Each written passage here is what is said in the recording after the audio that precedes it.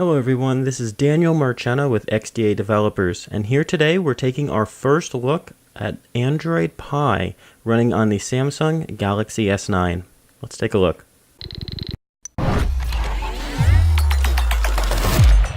So what we have here is a very early development build from Samsung of Android Pie on the Galaxy S9. Now you may have seen on our portal site the Galaxy S9 Plus build with the screenshots we had, and you may notice some differences between the two pieces of software.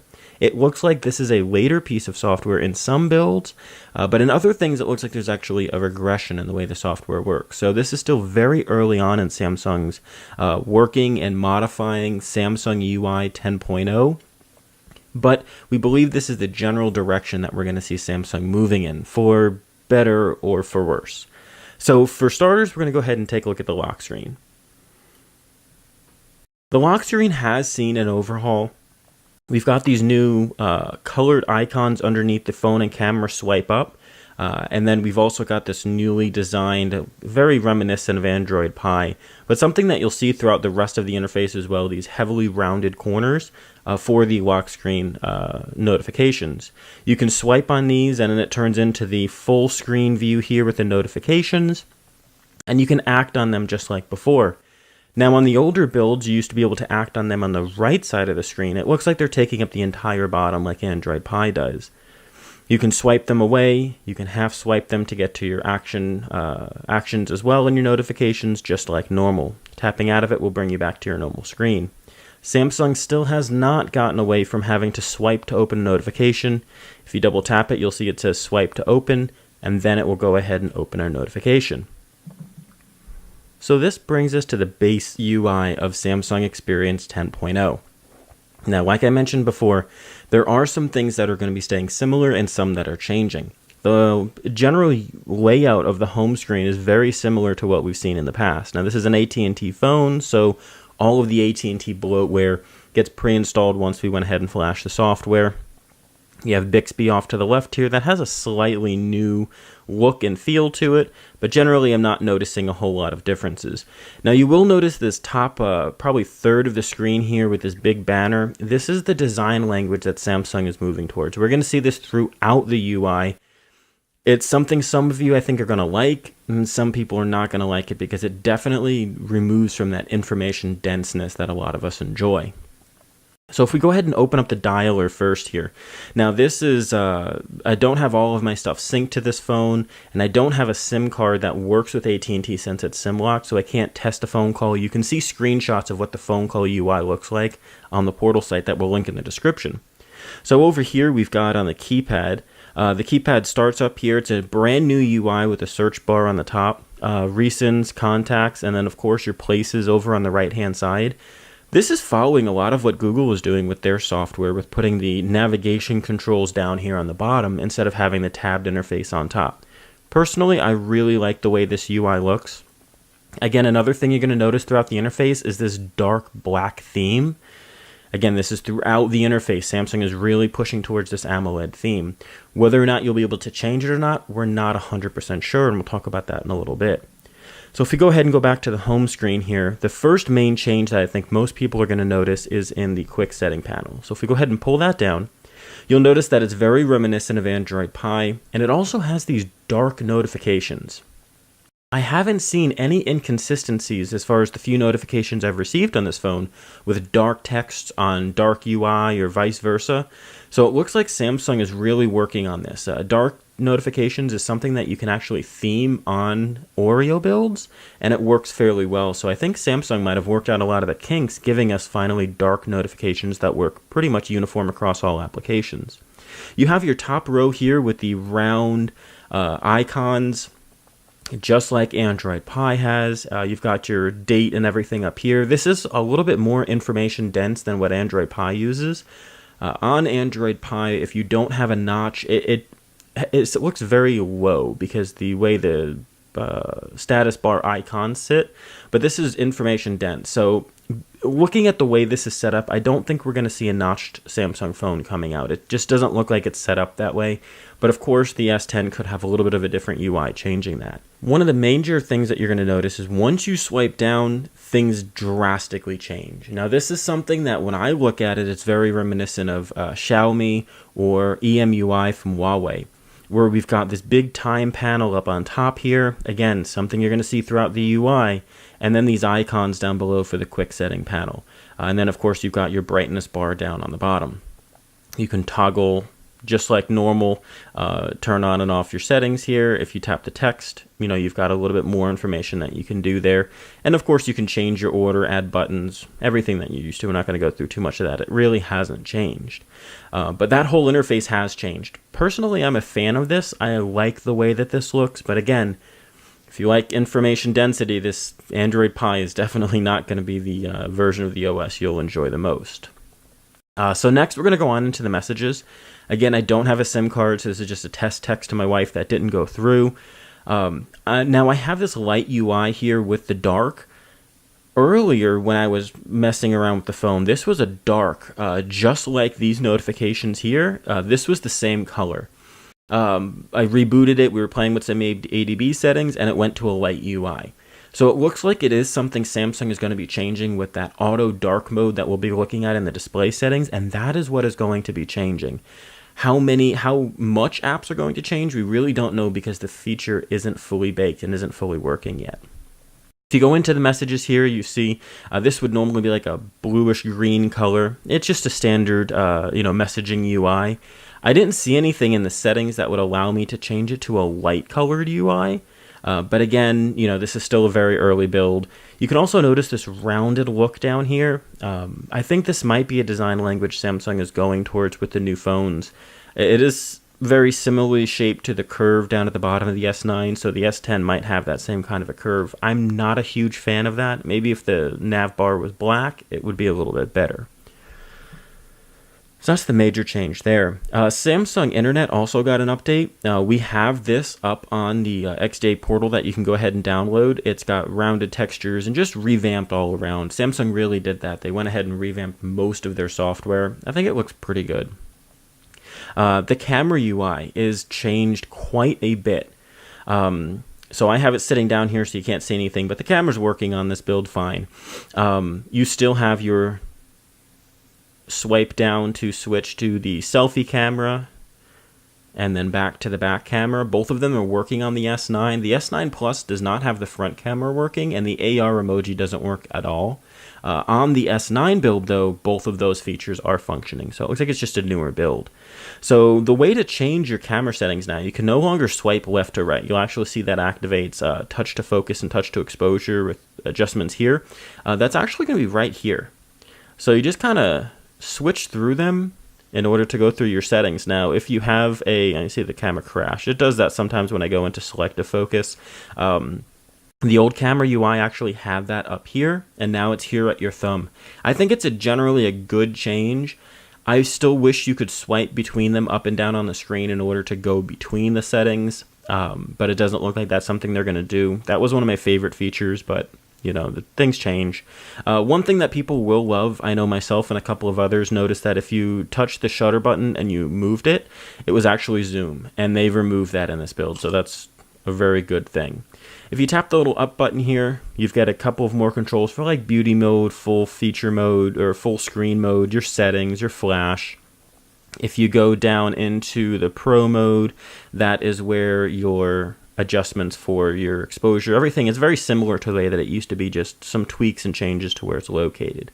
If you go into settings, you see this new settings UI.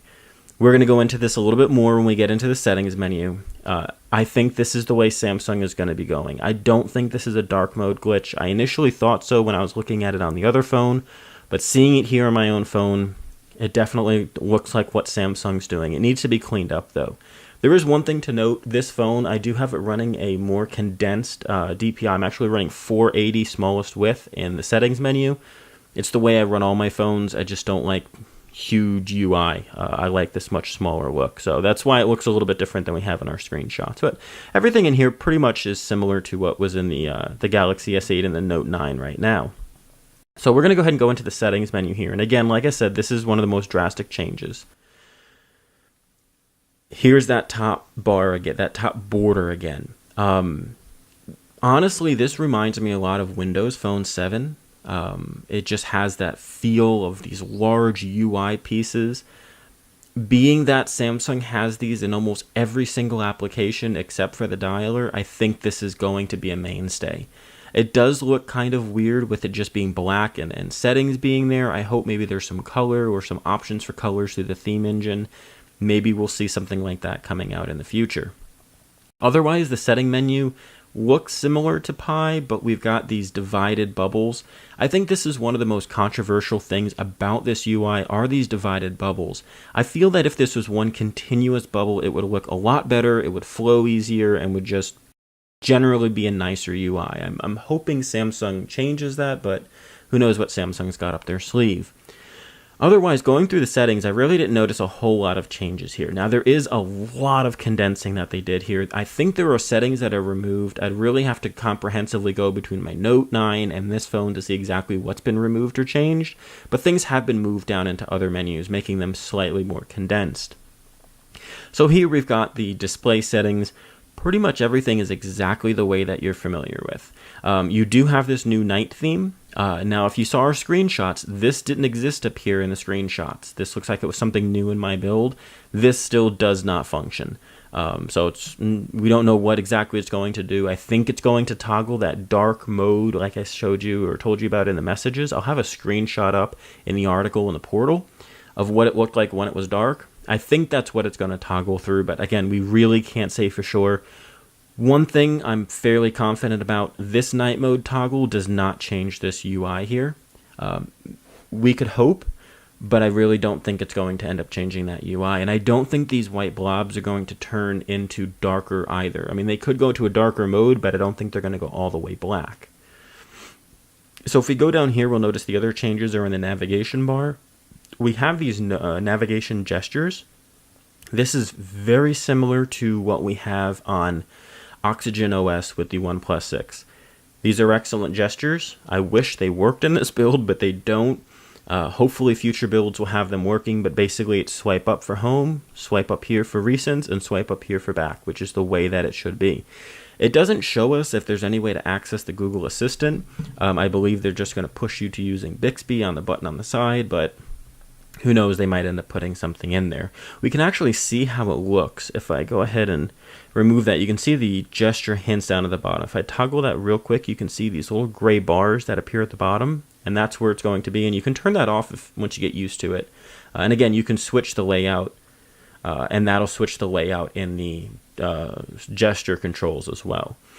It's going to be a really great navigation UI. I'm happy that Samsung's including something like that. But the one thing that is missing is swipe up from home with the home keys like the Pixel has in order to show the recents menu. So going down through here, we didn't notice a whole lot of change. There is one thing of note, because my DPI's changed, it does mess up the screen here. But something that I think a lot of you are going to be disappointed in, and I hope and pray Samsung changes this, this is all we get for power and battery. There is no detailed drilled down battery usage. There is no full control and seeing what's going on, what's taking our battery. We basically just have this camera all 17 minutes. It doesn't give us a whole lot of information.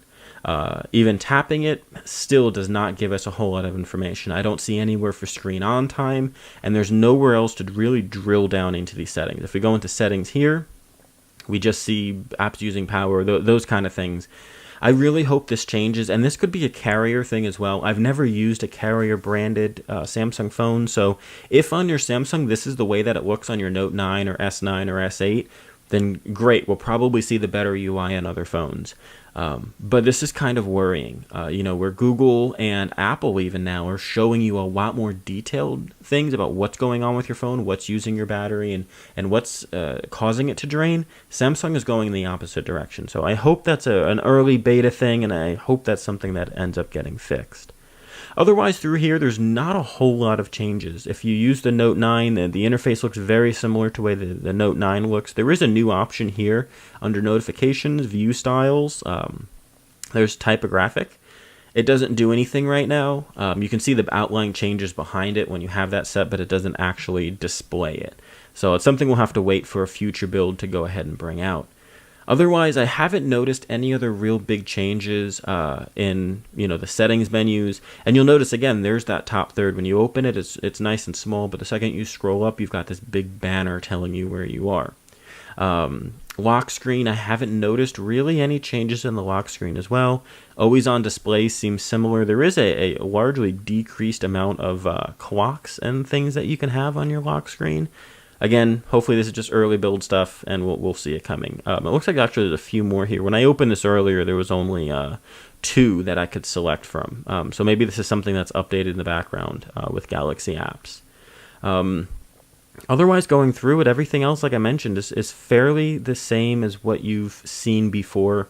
In our screenshots, some of the changes that Android Pie brings. This is the new settings, UI. Again, this is basically what we have on the Note 9 and the S9, but with just a cutout curve here. So that's been pretty much our first look at the new Android Pie on the Samsung Galaxy S9. I did go ahead and install Digital Wellbeing, actually. And it does function once you allow it proper permissions. So you can see in here, what's taking up your screen time, what's been open, how many notifications you get, all of that kind of fun stuff. You can see through here once you give it the proper permissions. And the other thing I forgot to go into actually was the recent menu. The recent menu is similar to Android Pie. You've actually got a search bar up here. It's really dark. I'm not sure if it shows up on the camera properly. And then you have your recently used applications down here. Again, just like Android Pie, if you swipe up, you go to the app drawer, and you can swipe up again to go out of the app drawer. I haven't tried this with another launcher to see how this functions. It's actually something we can test here on the video. But you have a close all function here, and then if you tap the icon up here, you have a few different options for open and pop-up view, split screen, app info, all of that good stuff. So let's go ahead and check and see what actually happens when we switch the launcher, because I do have Nova Launcher installed on the phone. So let's go switch this around here. We go to Nova and go back home. So let's go into recents here and swipe up. So it looks like once you've got a new launcher set, these icons down here don't change. I don't know if there's any way to switch around. When I long press them, they just vibrate. So it might be something that, looks like I crashed it. It might be something that'll come in a future update that will allow us to go ahead and make some changes to the way that looks. Again, we really don't know until Samsung rolls this out for good. So again, that's been your first look at Android Pie on the Galaxy S9. Be on the lookout for the portal for new updated builds when they come out, and we'll also have more videos on them if there are significant changes. Again, I was Daniel Marchano with XDA Developers.